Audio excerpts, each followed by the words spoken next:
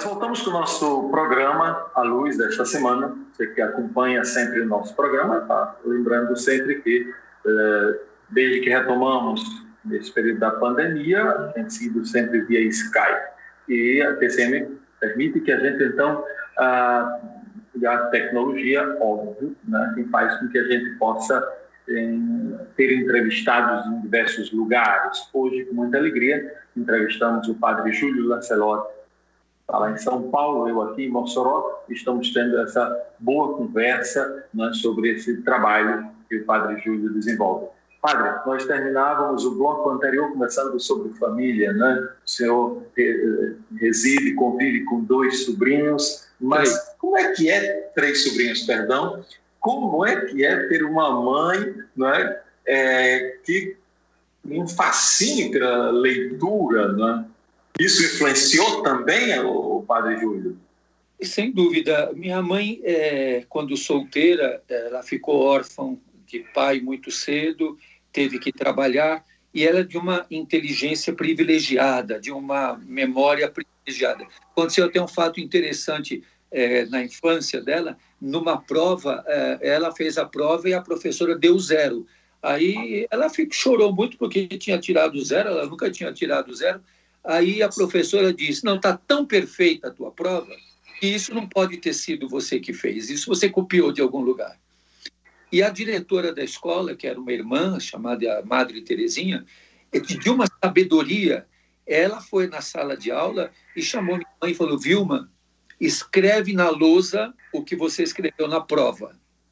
E a menina Vilma escreveu na lousa perfeitamente tudo aquilo que estava na prova. E a Madre Terezinha não falou nada para a professora, só olhou para ela e falou: satisfeita?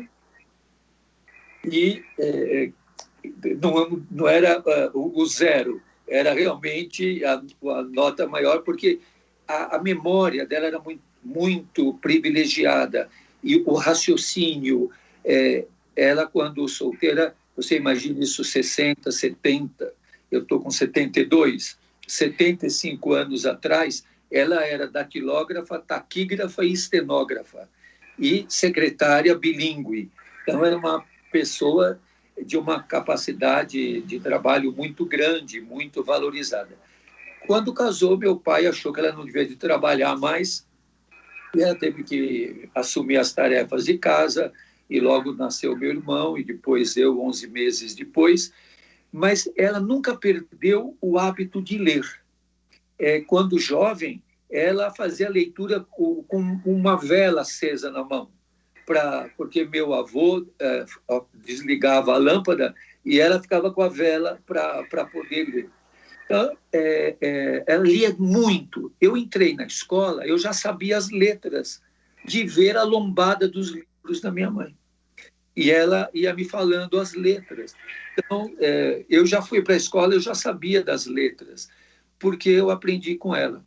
E para mim, isso era muito interessante. Quando eu estudei literatura, eu só perguntava para ela o que é que diz tal livro, tal coisa, e ela me contava tudo, mas dizia: mas você tem que ler também. Então, uma pessoa que conhecia a literatura brasileira muito a fundo, que conhecia muito, tanto que um padre amigo nosso, espanhol, ele fez um trabalho para a Unicamp, que era o problema de Deus na obra do Érico Veríssimo. Porque o Érico Veríssimo é um autor brasileiro do Sul, do Rio Grande do Sul, que se dizia ateu, mas todos os personagens dele são pessoas credentes. Então, ela discutia com esse padre amigo que o tema dele era esse: o problema de Deus, ou a questão de Deus na obra literária do Érico Veríssimo. E ela que era a grande consultora dele para essas coisas. Então, minha mãe sempre leu muito e tinha um senso crítico muito forte, tinha uma mente muito avançada para a idade dela, e uma capacidade de entendimento, de discernimento, que, sem dúvida, influenciou, não só a mim, influenciou toda a família. Como é que ela sempre conviveu com essa perspectiva de um filho padre e que tem uma atuação muito intensa na igreja, ou algum conflito ali, Padre Júlio? Ela dizia para mim, não se mete em confusão. Como mãe. Eu lembro uma ocasião, eu estava numa rebelião na antiga FEBEM, e uma situação terrível na rebelião, e eu liguei para ela, e para tranquilizá-la, eu liguei, ô mãe, tudo bem? Ela disse, sim, tudo bem. Onde você está? Eu falei, eu estou aqui numa reunião, tudo. Ela falou, reunião, é? Você acha que eu não estou vendo na televisão onde você está? Eu estou sabendo muito bem onde você está.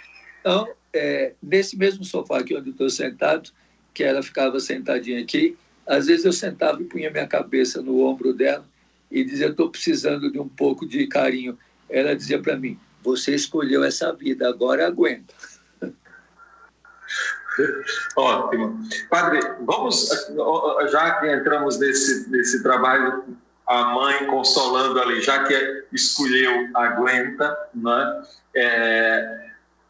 O senhor foi um daqueles que participou com Dom Luciano da construção da chamada Pastoral do Menor, um período de efervescência de diversas pastorais que acompanham setores específicos, né? Como é que foi aquela discussão e essa construção da Pastoral do Menor, que depois isso vai também influenciar no trabalho, por exemplo, de construir o ECA e por aí. Mas nesse primeiro momento, como é que foi construir uma pastoral importante ali, a Pastoral do Menor? Dom Luciano é uma figura privilegiada na sua capacidade de síntese, de análise, de amor aos pobres, de convivência com os mais pobres. Dom Luciano sempre dizia, naquela época se falava muito menor, né? O menor não é problema, o menor é solução. E ele dizia, se o pobre é o centro, tudo tem que se modificar para mudar a situação de vida da pessoa empobrecida. Então, Dom Luciano, como secretário-geral da CNBB, em 87, conseguiu a campanha da fraternidade sobre a questão do menor. Ele teve muito o apoio de uma equipe que ele formou com a irmã Maria do Rosário Leite Sintra, falecida recentemente, a Ruth Pistori, o irmão Joaquim Panini, e muitas outras pessoas do Ministério Público. E aí houve uma mobilização que foi bonita, que o Estatuto da Criança e do Adolescente foi construído da base, foi construído com o povo, foi construído com as comunidades, foi construído com as mães, foi construído com a participação dos jovens, foi construído com o apoio da OAB, com o apoio do Ministério Público, para ter uma linguagem jurídica aquilo que foi sendo construído. Dom Luciano tinha as Semanas Ecumênicas do Menor, que chamavam. Então, com a participação de várias igrejas. Então, o Estatuto é uma lei que foi construída em mutirão e ainda é muito desconhecida no Brasil. O Estatuto é muito desconhecido. Nós tivemos toda a luta pelo artigo 227 e 228 da Constituição. O grande constituinte que nos ajudou na época foi o Plínio de Arruda Sampaio, que é uma figura exponencial no Brasil, e o Estatuto foi construído a 1000 mãos, com a participação dos jovens, dos empobrecidos, dos marginalizados. Então, foi construído com esmero. É uma das mais consistentes leis que o Brasil construiu, invejada pelo mundo todo e, às vezes, rejeitada no próprio Brasil. É o Estatuto da Criança e do Adolescente que prevê a proteção à mãe, a maternidade, o alojamento comum, que prevê os conselhos tutelares, os conselhos municipais da criança e do adolescente, a proteção dos jovens, as medidas socioeducativas, que são 5.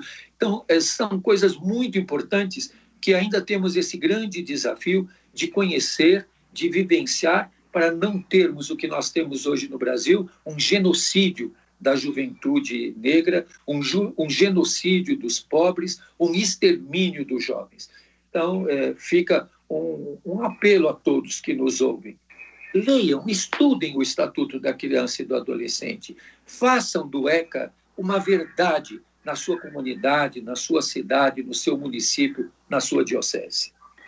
Padre, esse desconhecimento do ECA leva a esses ataques que normalmente se tem contra o Estatuto, quer dizer que alguns usam o chavão de dizer que protege delinquente, e como é que o senhor vê esses ataques que o ECA sofre? Isso foi construído, isso foi uma construção de um grupo radical que colocou o Estatuto como se fosse somente um enfoque. O Estatuto tem muitos enfoques, inclusive, como eu disse, da maternidade, por exemplo, o alojamento comum para a mulher e a criança na maternidade é do Estatuto da Criança e do Adolescente.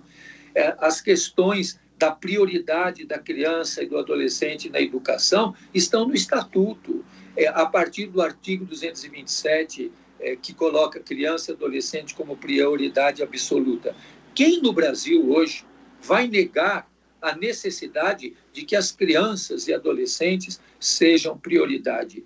A questão do trabalho, a questão da proteção da infância, tudo isso é conquista do Estatuto. E ele foi distorcido, e essa distorção que levou a esses ataques completamente descabidos e criminosos. Ótimo. Nós estamos, então, conversando com o padre Júlio Lancelotti, direto de São Paulo. Nós, no próximo bloco, vamos conversar sobre o trabalho atual que ele está desenvolvendo. Ainda vamos conversar um pouquinho sobre as ameaças que sofre, né, que já sofreu e sofre atualmente. Mas você continua aqui conosco no próximo bloco. Continuamos nossa boa conversa com o padre Júlio Lancelotti no programa A Luz.